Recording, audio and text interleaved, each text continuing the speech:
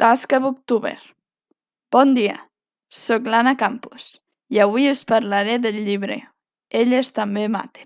És un recopilatori de 13 relats, els quals tenen en comú que tots són relats negres, que han estat escrits en català i per dones. Ana Maria Villalonga és l'editora i la persona que ha recollit tots els relats. El llibre es tracta d'una segona edició del febrer de 2014, publicat per Llibres del Delicte.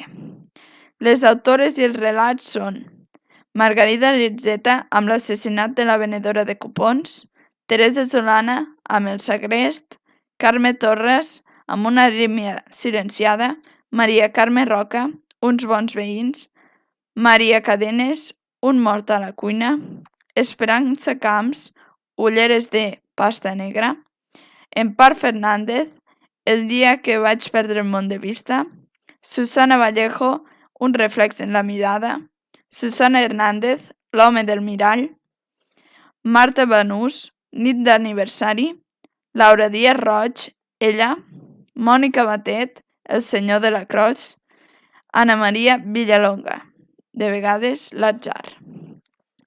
És un llibre amb relats molt variats i tots molt interessants. El meu relat preferit ha estat L'home del mirall, de Susana Hernández, ja que mostra un clar desordre de personalitat per part del protagonista i té un fil de misteri que t'enganxa.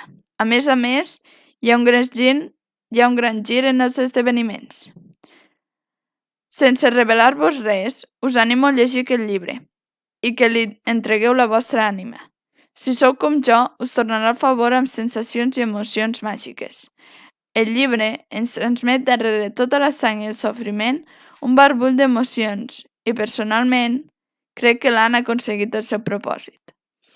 La literatura femenina, de gènere negre i catalana, està més viva que mai.